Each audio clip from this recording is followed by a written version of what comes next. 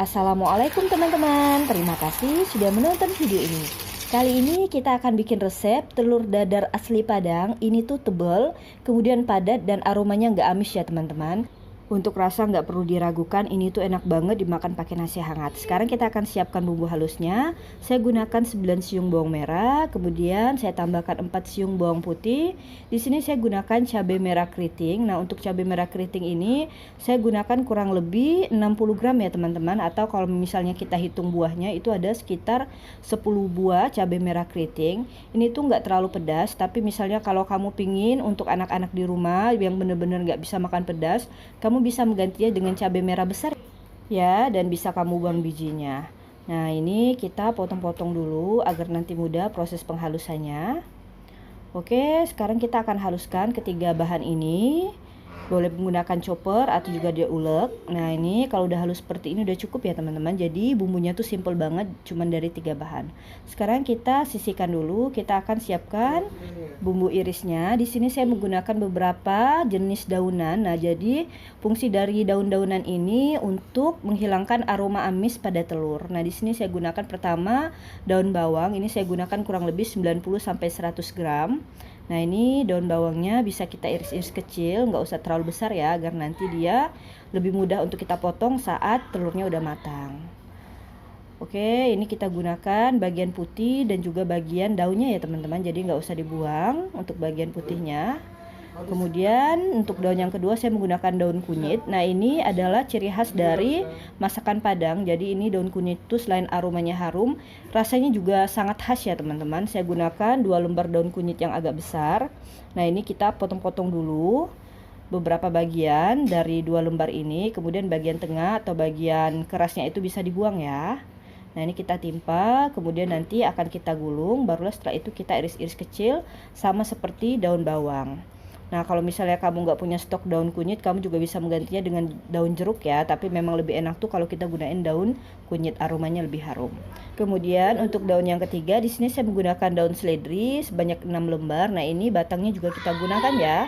Sama kita iris-iris kecil seperti daun bawang dan daun kunyit. Dan yang terakhir di sini saya menggunakan bawang merah. Nah, untuk bawang merah ini saya gunakan agak banyak ya teman-teman. Saya gunakan kurang lebih 90 gram atau sampai 100 gram. Nah, ini kita iris-iris tipis seperti ini. Jadi kalau masakan Padang itu untuk telur dadarnya memang khasnya itu diiris ya untuk bawang merahnya ini. Oke, untuk bumbu irisnya udah siap. Sekarang kita akan sediakan telurnya. Nah, saya gunakan wadah yang besar. Di sini kita gunakan telur ayam karena memang tadi bumbunya banyak. Jadi kita juga gunakan telurnya banyak agar nanti hasilnya itu benar-benar tebal.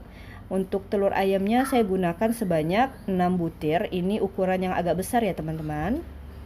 Nah, selain telur ayam, salah satu rahasia agar nanti telur dadarnya itu padat, kita gunakan juga telur bebek. Nah, untuk telur bebeknya ini sebanyak 3 buah, jadi perbandingannya 1:2 ya.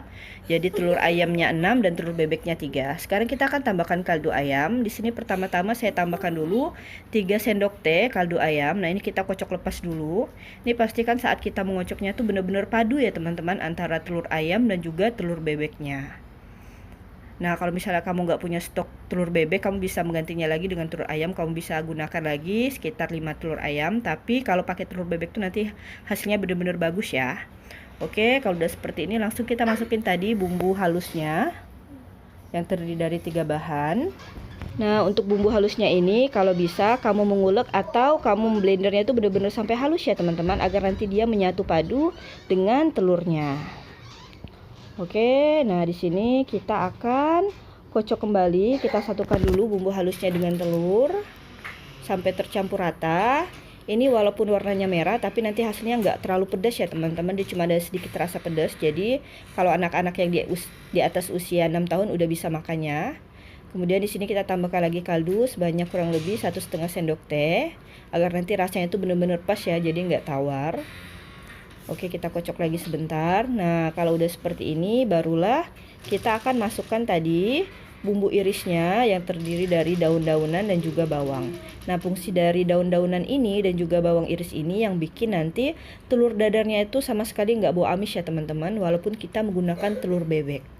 Dan telur bebek itu tadi fungsinya untuk memadatkan adonan dari telur dadar kita, dan nanti warnanya itu jadi cantik ya, jadi cerah gitu.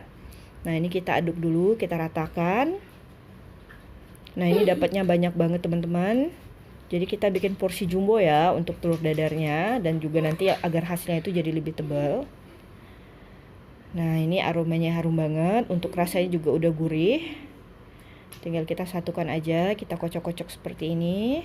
Jadi kalau kamu pengen puas makan telur dadar, kamu bisa bikin sendiri seperti ini ya teman-teman. Untuk rasanya nggak kalah enak dengan yang biasa dijual di rumah makan Padang. Oke, ini sekarang kita akan lanjut memasak teman-teman. Nah, di sini saya menggunakan teflon yang ukuran kurang lebih 24 atau 26 cm. Nah, ini kita tambahkan dulu minyak gorengnya.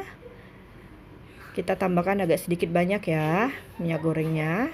Nah, kita biarkan dulu sampai minyak gorengnya ini benar-benar panas. Kita boleh gunakan api besar untuk memanaskan minyak gorengnya. Nah, kalau udah panas seperti ini, apinya kita kecilin, kemudian kita masukin tadi kocokan telur dadarnya. Nah, di sini apinya udah harus benar-benar kecil ya teman-teman, untuk menjaga agar bagian bawahnya tuh nggak gosong dan nanti benar-benar matang sempurna. Nah, ini bisa dilihat ya, jadi dia tuh pas untuk teflon ukuran ini. Kemudian di sini kita akan tutup. Nah, di sini saya akan memasaknya kurang lebih 30 menit dengan api kecil. Jadi benar-benar apinya itu kecil agar nanti benar-benar bagian dalamnya tuh padat dan juga matang. Nah, ini setelah 30 menit kita masak. Nah, ini bagian tengahnya udah mulai mengeras ya, udah mulai padat. Bagian sampingnya udah padat banget. Nah, ini kemudian kita akan membaliknya. Kita gunakan lagi satu teflon yang lain atau juga bisa gunakan talenan ya.